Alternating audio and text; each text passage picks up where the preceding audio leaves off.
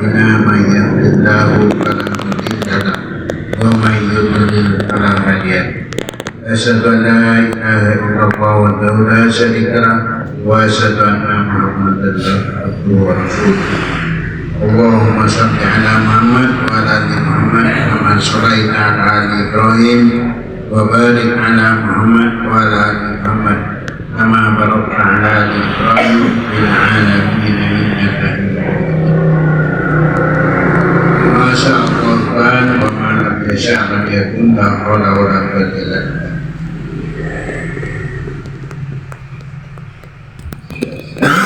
الله تعالى في القرآن الكريم يا أيها الذين آمنوا اتقوا الله حق تقاته ولا تموتن إلا وأنتم مسلمون. Yang kami hormati Naibul Imam Ustaz Ashraf Nur Baik Pak Suwayan dan para hadirin yang hadir pada malam alhamdulillah nikmat beliau berikan kepada kita pertama kita masih sehat dan sempat kita bisa silaturahim. Saya lihat di sini ada Bang Gani. Kalau ketika Bang Gani ini unik,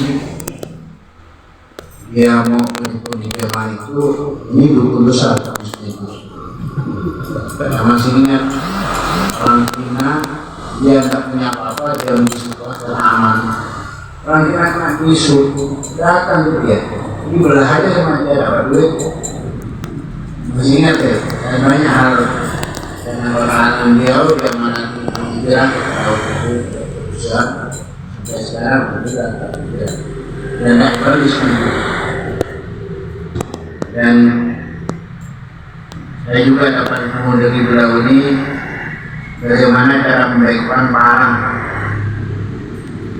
Memang kalian untuk baik-baikan, baik-baik pulangan, tapi yang intinya bisa menakuti orang. Nah, itu tapi caranya daya bisa lari itu atau melihat dia barang itu baik-baikan. Itulah yang mudah-mudahan bermanfaat. Terus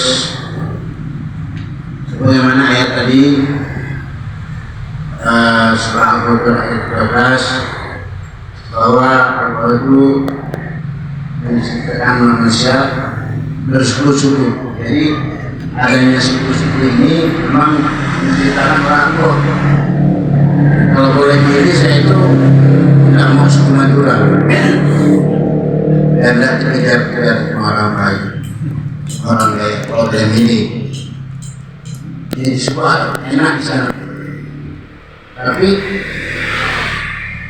kalau bertindak begini agar kita saling mengenal dan saling kasih sayang dan kita merasa bahwa tidak ada beda semua itu setelah kita beriman. Dulu sebelum berjamaah dan Darullah terjadi kerusuhan. Kalau saya bersyukur itu perusahaan dengan adanya perusahaan itu kesombongan tidak ada maksudnya terus mengatur Allah biar di pelosok manapun sendiri dan takut orang dan itu dia kesombongan luar biasa. Kalau angkat yang itu kesombongan itu jadi orang yang paling hina itu dia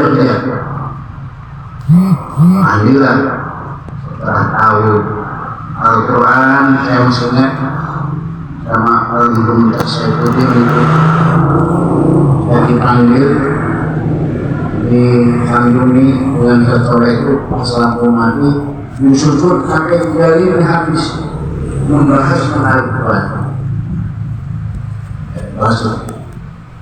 Jadi situ tahu sebenarnya ini kenapa dulu saya juga punya Al-Quran terjemah. Ketika orang ngaji itu kasih Quran terjemah, tapi saya simpan dan kemarin sampai berbuku itu. Kenapa? Tidak punya wudhu, tidak boleh pegang. Pokoknya di Rasulullah jauh dari Al-Quran. Sudah berbuku mahir kan Quran tadi dan saya baca sampai khatam dari baca Qurannya dan artinya khatam, bahkan bacanya dari permukaan dari awal sekali. Kan itu ada sejarah yang dari Arab. Alhamdulillah dari situ baru ketemu ini Islam dan diterapkanlah semuanya memang kita. Dan alhamdulillah banyak aneh-aneh ini kita peroleh yang dulu tidak pernah berpikir, justru sekarang jadi kenyataan. Bayangkan orang dalam keadaan bermusuh-musuhan masih itu. Dengan ajak Rahmani dulu kami mengadakan pertemuan di Pontianak karena saya itu ketua KPM Kabupaten Sambas termasuk Ancol. Beliau ini punya mobil Krista ya, Krista keluar Mekah sama-sama kehadiahnya saya bangga dengan cucu saya. Jadi pertemuan dari Pontianak di semua apa ya, di jalan dekat Masjid Jiwa itu ada hotel besar di situ. Sekarang nggak ada. Nah di situlah pertemuan. Nah sehingga saya masih singgah di Pinyum jemput Majen. Nah semakin jemput berarti orang Melayu. Tapi nggak tahu saya dengan itu saya ada ikatan. Nggak berita, nggak apa juga. Ikut ya pertemuan juga. Ikut. Itulah akhirnya kita disebut jamaah. Tapi bukan itu setelah itu kenapa terusir belum jamaah. Nah setelah pertemuan itu nggak ada keputusan juga, yang ada ya masih asal dia semua. Bahkan di antara pembicaraan itu jadi ribut. Kenapa? Ada di situ seorang muda dari Islam Jamaah. Dia menyampaikan persatuan ini. Itu orang saya marah-marah. Saya tahu kamu Islam Jamaah, kamu Syiah. Ribut jadi. Pulang nggak apa-apa, saya pulang nggak ada keputusan apa-apa. Tapi alhamdulillah setelah pulang ini tiba-tiba saya ngurus Pak Eko Marseto. Itu sekretaris saya ada ya. Itu Pontianak lagi ada pertemuan, bukan hanya semua itu, tapi semua situ. Di situ ada Kapolda juga yang hadir, ada Ustaz Abdi hadir, juga ada Pak Kapolda, Terwakil, Ustaz Safirin dan banyak tokoh zaman dan negara. Dan pulangnya saya tanya, mana oleh-olehnya? Yang repot. Wadah ini lagi. Kasihkan oleh-olehnya itu keputusan solusi penyelesaian kasus Sambas. Itu hasilnya ya. Saya baca seakal ya. Sebagai yang katakan di situ salah satunya teman saya, Anggar Ladrawi, terus Eko Marseto, Pak Ustaz Kuni, Ustaz Hasbi, ada katakan saya tanya dengan itu ya. Ini Hasbi yang Pak Tuhan, kuliah yang di sana itu. Nah saya pernah ke sana menemui si Dewi. Nah waktu itu mencari pembantu. Diantar pembantunya ada dapat dari keamanan ya. Buat tasimu kerja dengan keamanan ya. Buat tasimu. Saya perang kemarin nggak ada yang bantu. Kan perangnya dengan saya betul kan. Nggak ada yang bantu. Buat tasimu. Diam ya. Kalau alamatnya dakwah jangan langsung dulu. Itu alamat tidak saya ngomong dia. Kenapa kurang alat tapi tidak tahu kan? Mungkin doa aja sih. Jadi itu ya kasus kebutuhan. Dan setelah kerusuhan itu memang cukup di Indonesia kan banyak. Kalau tidak pandai-pandai kita pemerintah memanage akan mudah konflik. apalagi bisa melihat kalau yang lulusan pertama 1997 itu hanya Madura dan Dayak, tapi 99 itu juga suku, bukan juga suku, banyak suku selain suku Madura, Natuna, Dayak atau lain. Karena proporsinya juga ada yang Jawa dan apa itu, nah itu Melayu semua. Dan saya itu bergerak pasca kerusuhan itu 96 itu main bergerak saya sampai ke suku Salo semua dalaman itu datang semua untuk mempersiapkan perang selanjutnya. Persiapan perang dengan budaya. Dan kami bergerak termasuk kaum munawir musyawarah di pesantren ini Presiden dan sudah memperhatikan semua karena itu sudah terjadi di Pontianak di Jawa untuk mahasiswa kayak itu. Makanya di saya waktu itu yang penting ada yang di kota. Jadi dipersiapkan jalan dari program menuju kota ini dan saya siapkan cukup banyak di Hapang juga kita siapkan semua di arah sana. Itu yang tidak penting lah mereka. Kalau datang mereka harus keluarga. Dan itu secara logika begitu. Matanglah sampai pembahasan rencana di pasar dan pendapatan semua sudah mau pelaksanaan, tiba-tiba Allah berpindah lain. Letuslah kejadian di Jawa dari itu di pengangkat mana? Pembacokan kenek. Nah, kalau Jawa kan di sini belum besar kan akibat pembacokan kenek oleh penumpang orang juga di Separuh. Separuh. Nah itu kan menjadi besar. Memang sudah lama. Pelan-pelan nyaring. Jadi apa?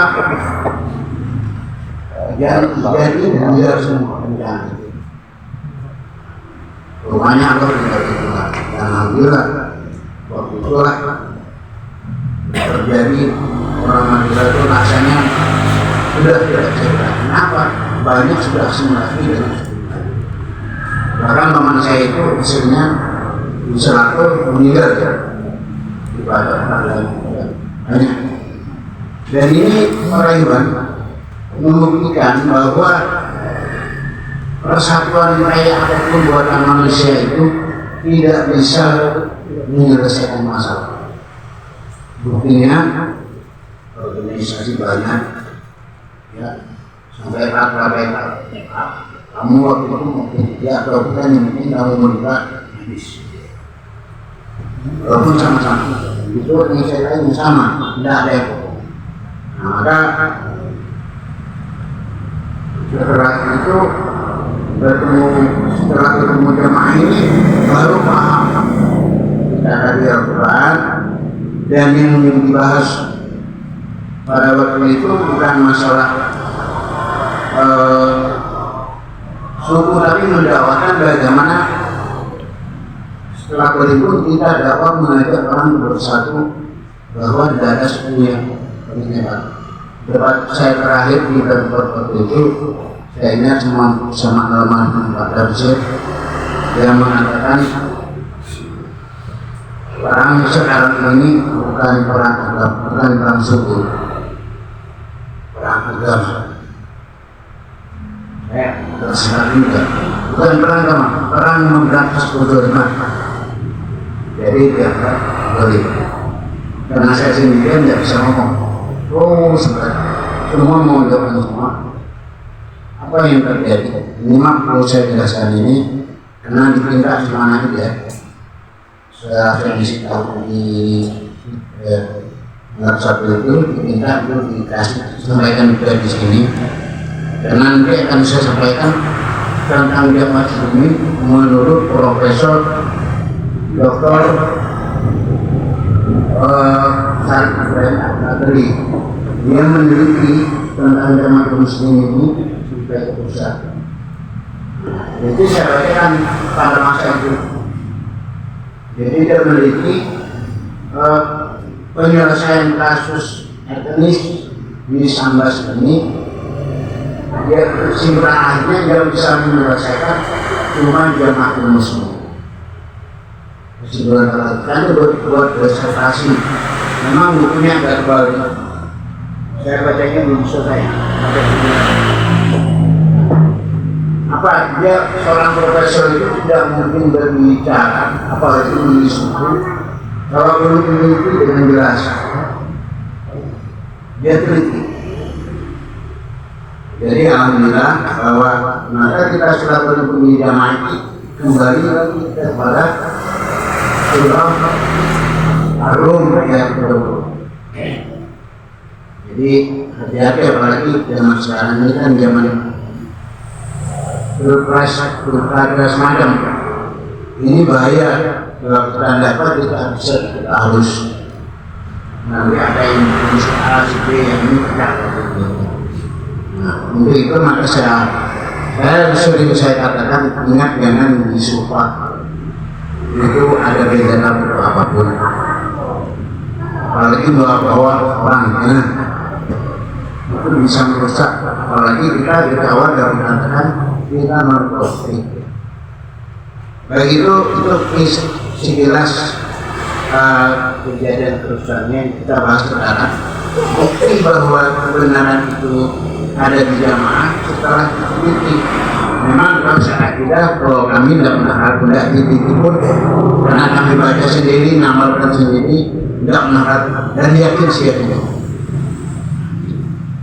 Di sini saya bacakan sedikit tentang profil jamaah muslimin menurut Profesor Al-Qadri. Bukan Al-Qadri itu yang Surabaya kemarin. Syarif Ibrahim. Ya. Tulisan beliau ini saya bacakan ya. Profil jamaah muslimin Suro. Pada bagian ini penulis memaparkan struktur organisasi menurut mereka organisasi jamaah muslimin yang dipilih dari berbagai sumber seperti berikut. 1. Pengurus pusat atau biasa dikenal dengan di kalangan jamaah muslimin dengan sebutan markas pusat. Markas pusat terletak di daerah Kerinci, Kabupaten Bogor, Jawa Barat. Sementara itu pengurus wilayah tersebar di beberapa provinsi seperti Aceh, Sumatera Utara, Jambi, Lampung, Jabodetabek, Kalbar, Kalimantan Timur, Jawa Tengah, Jawa Timur, Ambon, Papua. Khusus untuk Kalimantan Barat, jamaah muslimin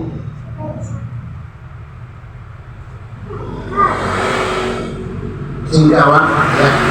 Kalimantan Barat jamaah muslimin membina jamaah dalam satu kompleks serupa seperti di kota Singkawang di Batu, Kabupaten Mempawah, Sungai Batang, Kabupaten Mekayan, Sungai Hiru, Kabupaten Sanggau, Ayam, dan Kembayan, Kabupaten Tuguraya, Parikain, dan Bawah.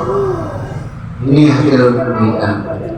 Untuk merealisasikan visi dan misi jamaah baik di tingkat pusat maupun wilayah dan ini maka ada beberapa kegiatan yang dikelola teman-teman seperti dalam berikut. Majelis Tatib adalah pusat kecerdasan sumber informasi di database SMART. Sementara itu Majelis Malia adalah lembaga keuangan jamaah muslimin yang berfungsi sebagai penggalian sumber-sumber keuangan seperti zakat, infak, sedekah, dan mengumpulkan dana dari individu pribadi. Majelis Tarbiyah wa Ta'lim adalah lembaga pendidikan baik formal maupun non formal. Majelis pendidikan bernaung di bawah Yayasan Al-Fatah yang dikelola pendidikan dan ibtidaiyah, sanawiyah, aliyah maupun pendidikan pesantren. Cuma perguruan tinggi belum ya. Perguruan tinggi kan baru ya. Nah, ini yang ini Indonesia. Yakin baru ya. Majelis Ukhuwah adalah majelis atau lembaga fokus mengelola persatuan dan solidaritas umat seperti memperhatikan umat muslim yang sakit dan terlantar pertahanan dan ketahanan Islam karena ada kendala dan benturan masyarakat. Selain itu, majelis ini juga berupaya menjaga toleransi antar umat beragama, kerjasama dengan berbagai organisasi agama dan etnis seperti contoh Pekan Cinta Masjid Al-Aqsa dan membantu perdamaian di Palestina, penanganan dan penyelesaian berbagai konflik di tanah air seperti di Poso. Ya, waktu di Poso kita ngirim ikhwan ke sana. Papua sampai kita juga ngirim Sambas, ini termasuk, dan Aceh. Peran antara lain kejujuran terhadap kaum muslimin.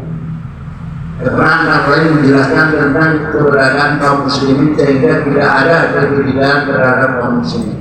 Majelis selalu bergerak pada upaya-upaya pembinaan umat Islam baik yang bersifat dakwah, lisan maupun bidhar ke berbagai pelosok umat Islam di tanah air.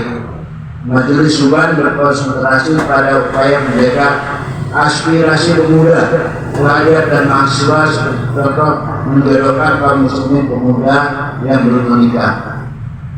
Waktu itu di Sinau ini berhasil ya. Nanti ditulis ini sama beliau pernikahan tersebut. Cumulatif ya. Jawa-Jawa kan? Ya. Dijodohkan juga ya. Dari paparan tersebut di atas telah menjelaskan arti atau makna gerakan jamaah ini secara gamblang. Jamaah ini bukanlah suatu laskar, bukan pula suatu partai politik atau perserikatan dan perkumpulan biasa, juga bukan semacam dewan-dewanan yang lahir dari karya pikir manusia. Jamaah ini adalah suatu kaum atau umat yang berpihak tunduk patuh pada Allah dan Rasulnya. Mereka itu al-jamaah sebagaimana yang dimaksud oleh Rasulullah SAW.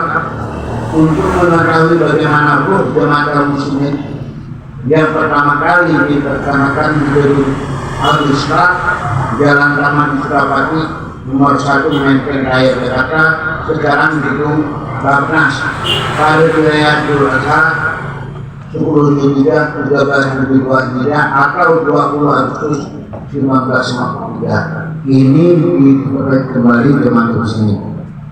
Berarti dia ini begitu. Berikut ini yang diterapkan di kasannya. 1. Jemaah muslimin berpedoman pada Al-Quran dan Sunnah Rasulullah SAW. Jemaah muslimin berjuang sama Allah dengan jalan Allah untuk Allah bersama-sama segenap kaum muslimin menuju nikmat Qadillah. Yang kedua, dalam menghadapi suasana yang semakin bergejolak, jemaah muslimin menetapkan langkah asasi atau strategis sebagai berikut. 1.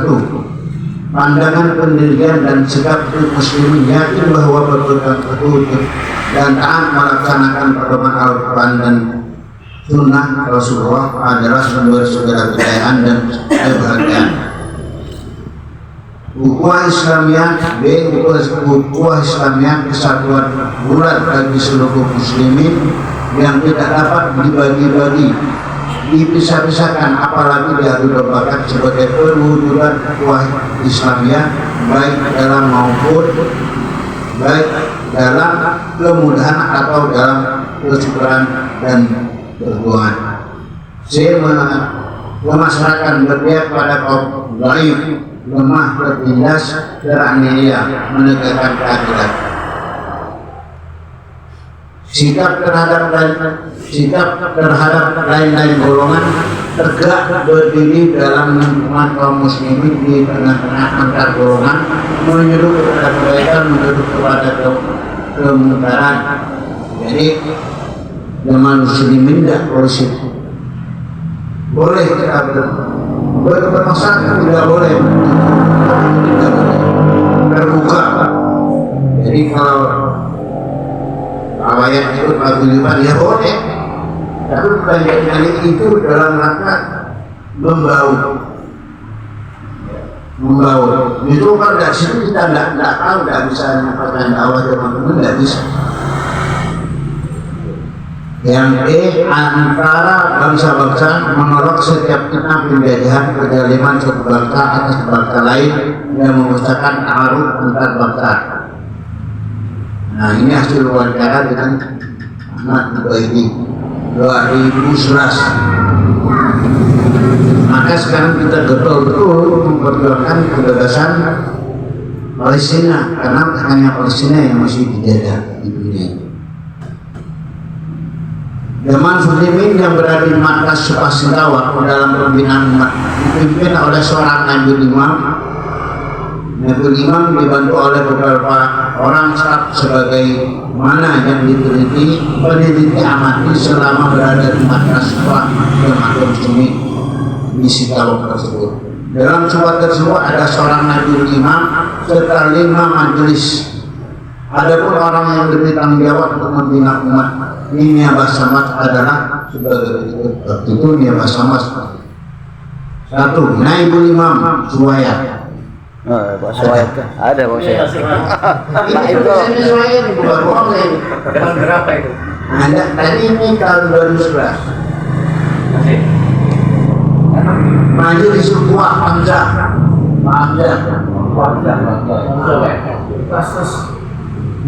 Majelis Utama Jamaluddin Rahmat.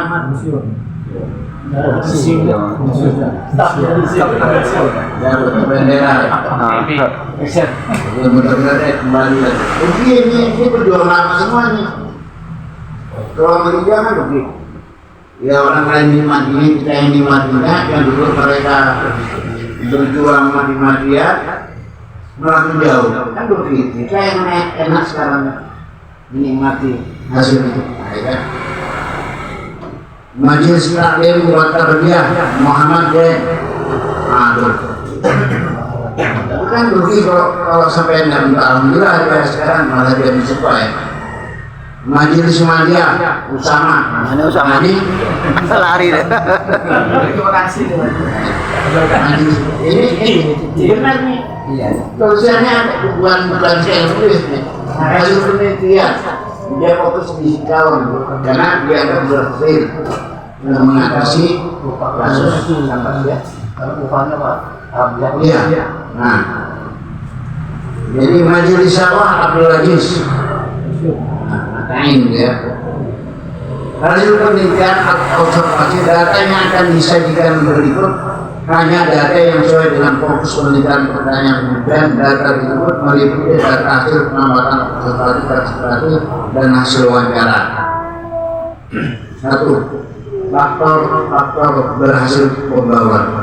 Jadi yang berhasil betul menyelesaikan sampah terjadinya pembawaan kembali itu hanya dari Jawa Timur. Menurut penelitian Jawa banyak sih, karena dia mengkaji ini bukan hanya setahun datang, kalau nggak salah 3 tahun. Kita membedakan jenis sesuai dengan ayat ini. Kita ini tidak ada yang lebih hebat. Maka waktu dulu saya katakan maaf, saya bilang begini. Waktu itu ada Pak Suri Jamir, ada Jenderal Hindu. Bodohkan keluar bahwa Pak ini segala macam suku yang paling berbeda. Begitu acara mau ditutup, saya minta sedikit ngomong. Sebentar saya ngomong. Saya belum dia mau. Saya yakin kalau udah terakhir pasti tidak ada yang berbantah. Dan saya cuma juga deh. Pertama saya katakan kenapa kerusuhan ini terjadi, karena hukum tidak bergerak dengan sejati. Buktinya apa? Pelaku yang ditangkap bukan pelaku yang melakukan pembunuhan. Tidak terima. Kan itu yang di apa ya? Jawa. Dan saya tahu karena ibunya pembunuh itu cakap di bawah sini, stres dia karena sudah habis emas, sudah habis apa, jadi kita semua dengar itu Yang kedua, kalau mau melihat suku dia atau tidaknya, saya bilang kita ini tidak hukum. Dia di penjara lebih banyak sebab. Ya, apa ya? Dia di penjara tentunya orang Jawa tidak banyak orang Melayu, karena mayoritas Melayu, ya kan? Kalau lihat dari sudut itu, ini kalau dikira itu, jadi tidak boleh seorang menjelaskan kalau kasus karena kami tidak terkait hukum yang sebenarnya.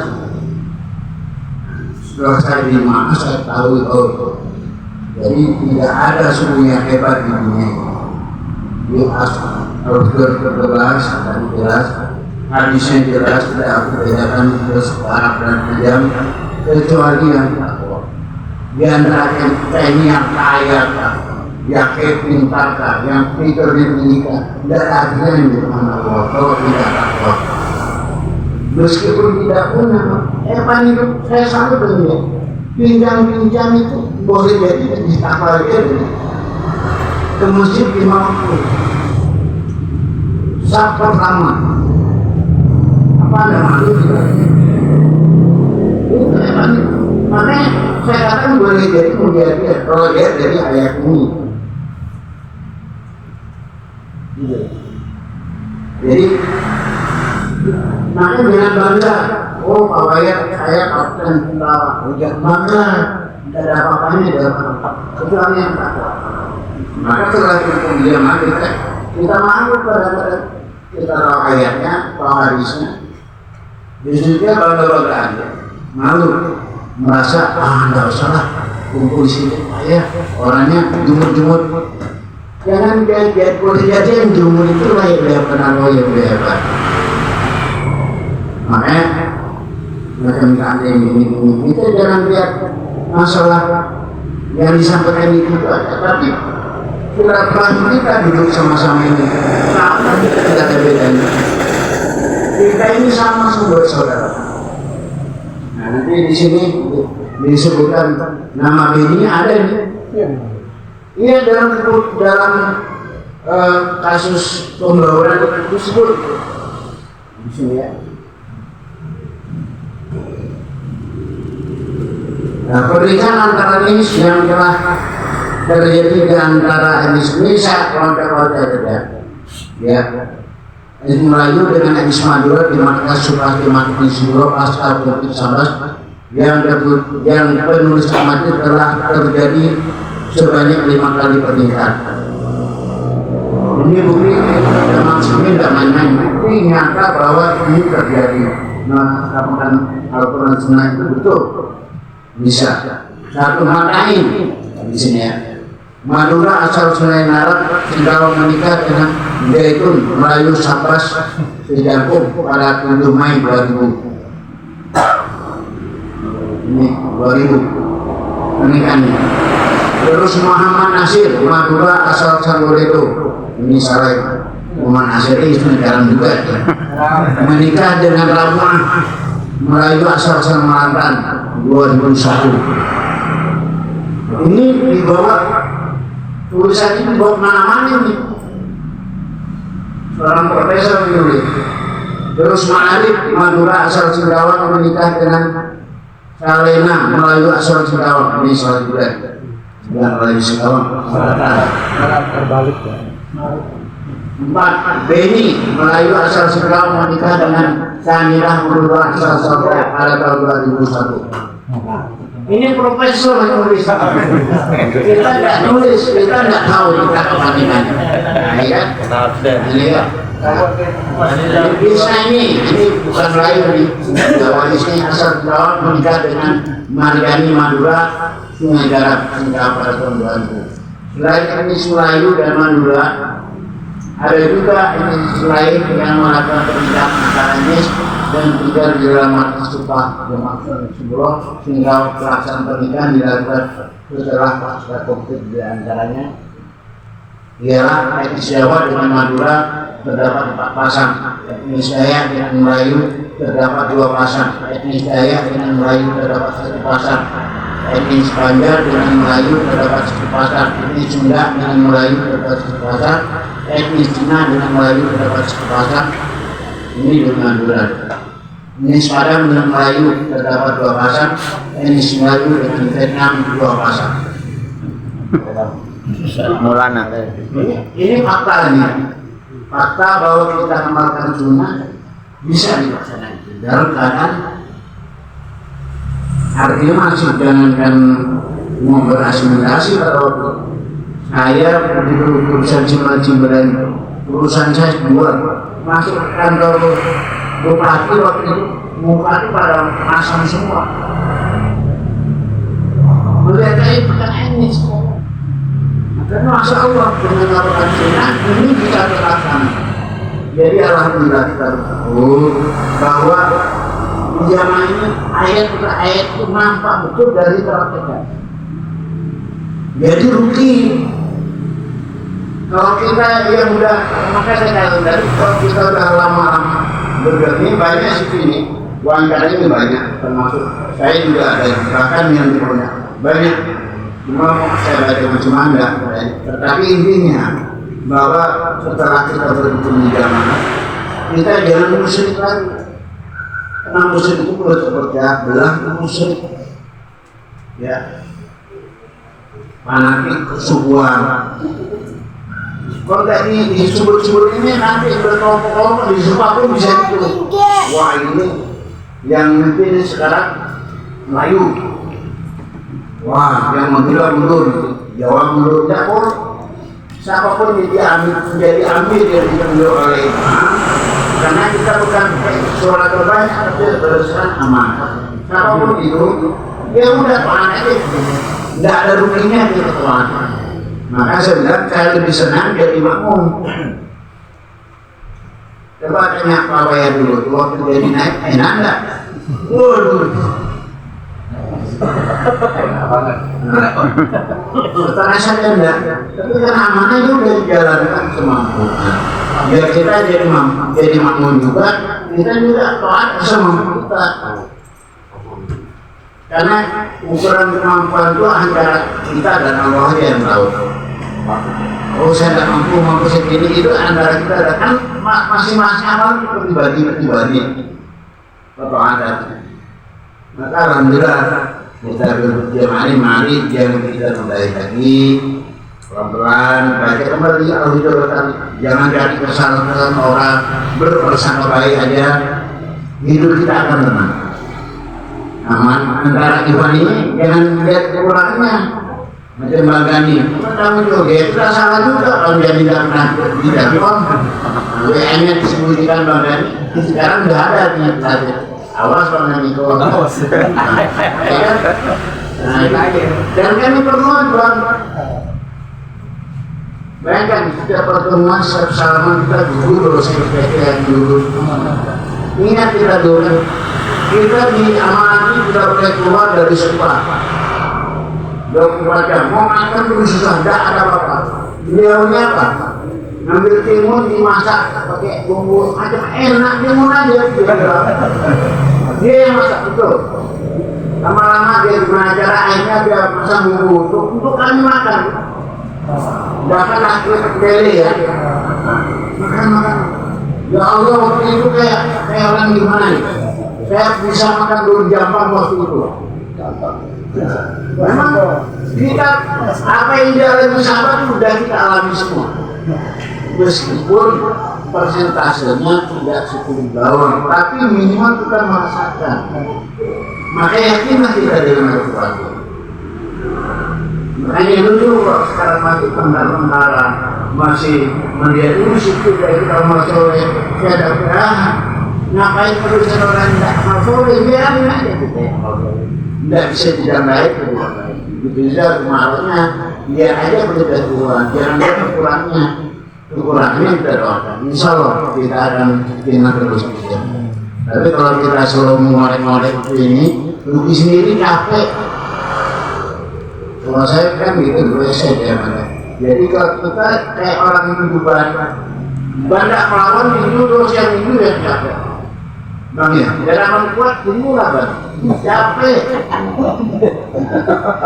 Jadi enak kan gitu. Jadi insya Allah kita setiap pertemuan meskipun tidak ada alim, terlihat ngobrol aja dengan pengalamannya itu masuk luar biasa. Dan tak tahu perjuangan di Thailand gimana pesawat dulu. Kami dulu kalau dia mati dari wilayah berangkat ke Thailand dengan sore ini bukan kasih uang. Berangkat aja di uang sendiri. Pulangnya untung-untung diberi semuanya, sana, bos. Sempat gelisah itu. Saya takut. Gimana di mobil itu, di PT itu. Berdiri gantung itu. Udahlah, tahu orang kaya, ada tinggal juga pakaiannya kayak apa. Waktu itu lagi semangatnya gitu, melihat itu isi pak. Saya dengan sore kedua tuh, nangis kan. Akhirnya apa? Begitu pusat, saya tanya gimana? Saat kami keluar dakwah di mobil itu, malah mobil PT yang mungkin orang kerja kayu kan, kami tidak bisa menghindar itu orang yang pakai kok. Nah disitulah ada jawaban yang menyenangkan saya. Nah, itu baru dia berarti bahwa orang yang tidak tapi kita Allah dan Rasul itu seperti binatang, bahkan lebih hina lagi. Anggap aja dia kan begini. Ini kan jawaban yang menyenangkan itu. Jadi bukan nafsu kita yang muncul. Memang betul orang yang kan ibarat binatang, bahkan lebih rendah lagi itu ayat yang mengatakan. Nah jadi tenang sih ayat agar jangan. Jadi ini ayat per ayat insya Allah pelan-pelan, dan jangan hanya kalian aja di rumah bisa baca itu ayat mudah-mudahan bermanfaat. Nah ini kalau secara ilmu saya tidak punya ilmu, hanya membacakan. Kalau ada makanya kita konsentrasi ini kan senang pada sehat semua. Demikian saya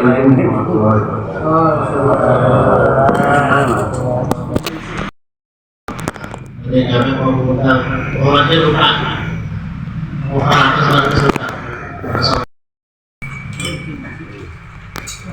nanti bisa lihatnya orang lama nih di Lampung gimana lihatnya sampai ke Lampung kembali lagi. Perlu yang gini-gini juga jadi gitu. Ini kan orang Hati para hewan kita sebagai bangsa Indonesia, jangan mau kita dibuat konflik antar umat Islam. Karena kalau kita konflik terus di antar umat Islam, nah akan lemah.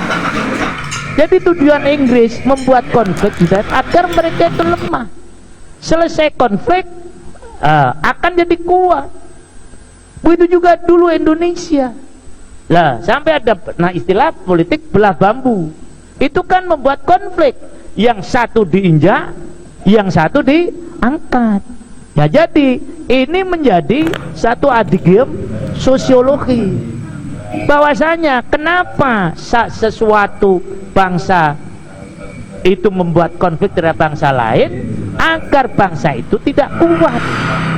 Nah kita bangsa Indonesia jangan mau diadu domba antar anak bangsa. Kita ini di negeri yang memang bermacam-macam, multi etnis, multi agama, multi macam-macam. Mari kita satu berada di Indonesia ini. Jangan sampai kita mau diadu domba dengan orang Kristen, jangan. Bang mereka tidak menyakiti kita, apalagi diadu domba dengan sama umat Islam. Hanya karena beda mazhab, beda kelompok, beda partai, kemudian kita dibuat, kemudian jangan. Nanti akan lemah para hewan semuanya. Dan itu sudah satu ketentuan, kalau tidak diam aksioma. Aksioma itu hampir menjadi kepastian kan. Nah itu jadi kenapa dibuat agar muslimin terutama sekali di anak benua Asia ini, ada benua ini, mereka lemah, maka selalu dibuat apa? Konflik. Maka kembali kepada kita bangsa Indonesia, jangan sampai Kita mau terus diadu domba, dibuat konflik oleh musuh-musuh kita.